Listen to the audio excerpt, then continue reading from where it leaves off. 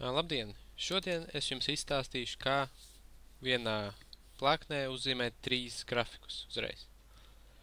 Te mums ir X, Y, Y otrais un Y trešais.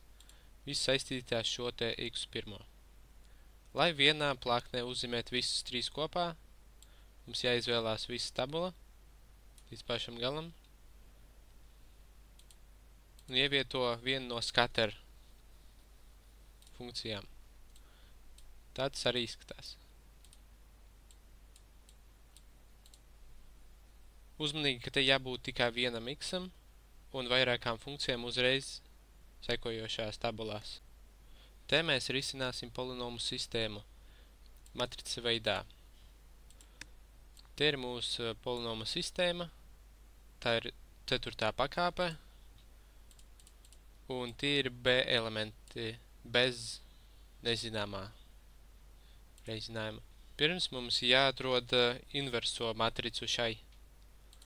Lai to izdarīt, mums jāuzraksta te minverse un iekavās jāizvēlās visa matrica. Pēc tam jāizvēlās, kur mums būs gatavā matrica inversā. Spēžam F2, pēc tam pogals Ctrl, Shift un Enter. Tā ir mūsu inversā matrica. Tagad, lai dabūtu x-u, mums ir jāraksta te mult, kuru jāizvēlās inversā matrica un aiz komata mūsu B brīvie elementi. Atkal izvēlamies visus x-us, kur mums būs F2, Ctrl, Shift, Enter. Tagad, lai pārbaudītu vai pareizi atrasti x-i, mēs varam atkal izdarīt mult, izvēlēties sākotnējo matricu un mūsu x, un jāsanāk mūsu brīvajiem B elementiem. Izvēlamies visu, F2, Ctrl, Shift, Enter. Jā, mums sanāca pareizi. Tagad mēs atradīsim to pašu matricu saknes, bet ar Kramera metodi.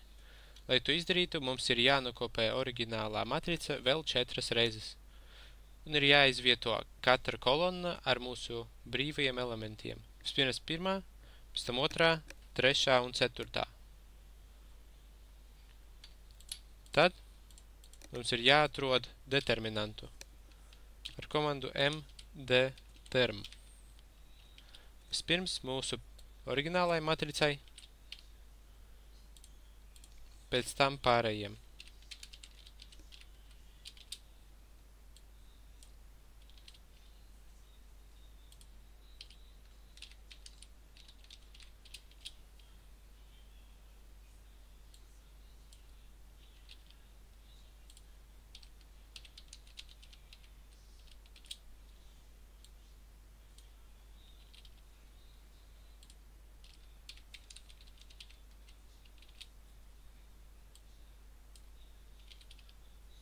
Tagad, lai atrastu saknes, mums ir jādala katru determinantu ar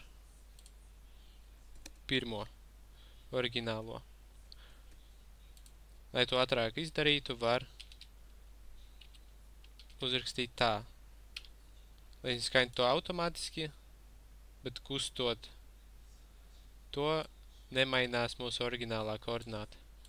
Un sanāk tie un tās pašas saknes kā ar inverso metodi. Tagad mēs meklēsim saknes ar aptuveno metodi. Te mums ir x un y, un mums jāatrod saknes. Izvēlamies abas tabulas un ievietojam scatter grafiku. Uz grafika vizuāli var redzēt, ka saknes ir aptuveni nedaudz mazāk par -1,5 un nedaudz vairāk par 1,5. Tātad meklējam to tabulā, reku -1,6 ir daudz tuvāk pat.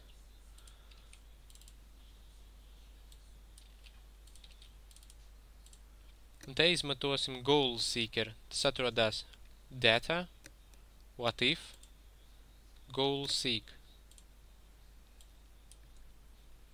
Te izvēlamies, kur būs sakne. Sakne būs mūsu funkcijas 0.